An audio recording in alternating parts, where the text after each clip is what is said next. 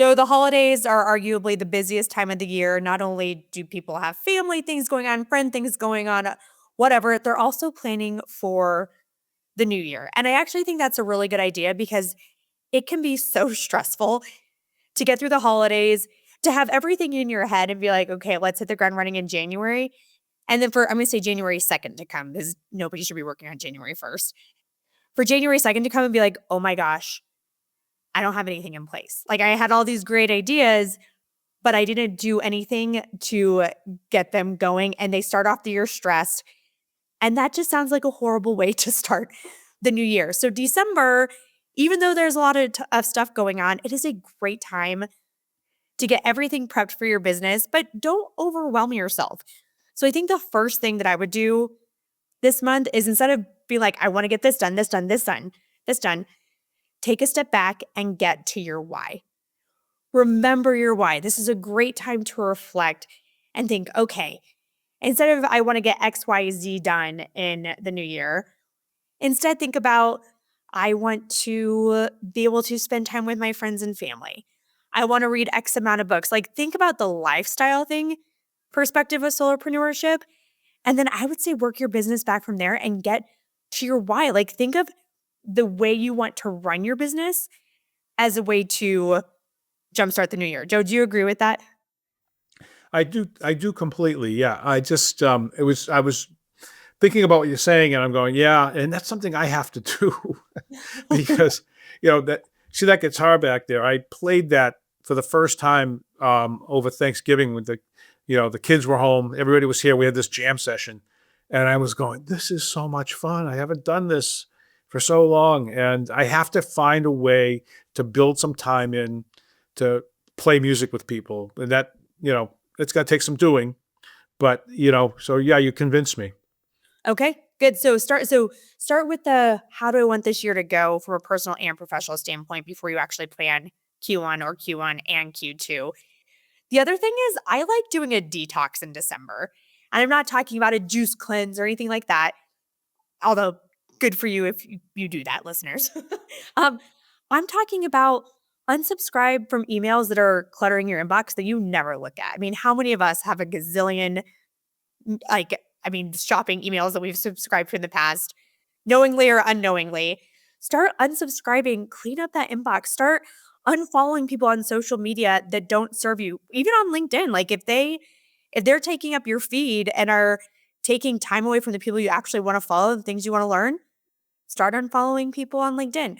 Don't unfollow us. We have a lot of great information. But for the people that you just kind of tune out, don't let them clutter up your newsfeed. I think that is a huge deal. Um, declutter your workspace, declutter your desktop. Just start fresh. And it's like when your room is clean, when your bed is made, when your bedroom is clean, it just feels so much better than when you have your laundry piled up from that you haven't sorted through yet on your bed.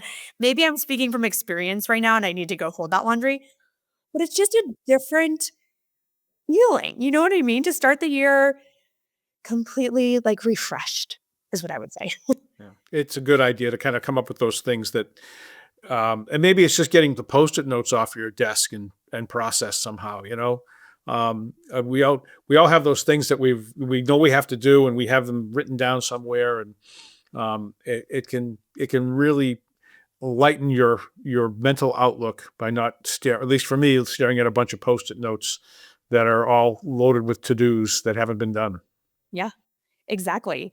Another thing I would say for the new year is we all wait for January 1st to restart or to get going. But why? Why not? If you know that you want to start getting up earlier January 1st, or that you want to spend 10 minutes a day responding to people on social media or interacting with people on LinkedIn, or you want to read or you want to ignore email until 10 a.m. so you can get the hard work done first, start practicing that now so that a habit can get formed come the new year. And you don't have to do it perfectly, but start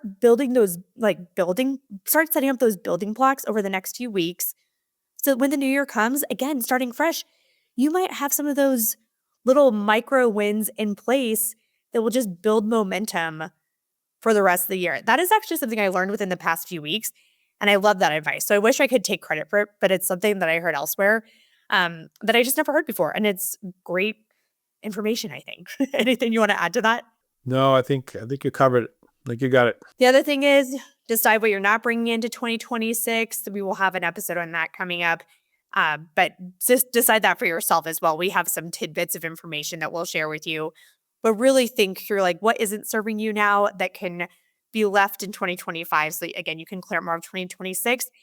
And then from all of that, that's when you can start planning for Q1 and Q2. I do not recommend planning for the entire year. We like going by a 90-day calendar because it's far enough in advance where you can put a plan in place, but not too far out where you can't pivot. And as we know, things change so quickly in life, in marketing, just business operations in general, especially with the age of AI. So put that 90-day plan together with all areas of your business and just have a happy 2026. Anything else you want to add, Joe? No, happy 2026. Well, a few more weeks of content, but we'll see you then.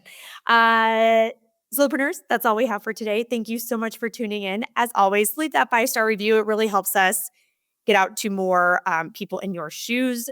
Subscribe on your favorite podcast platform, including YouTube, and share this episode with a fellow solopreneur that can use that extra boost of momentum for the new year. And we will see you next time on The Aspiring Solopreneur.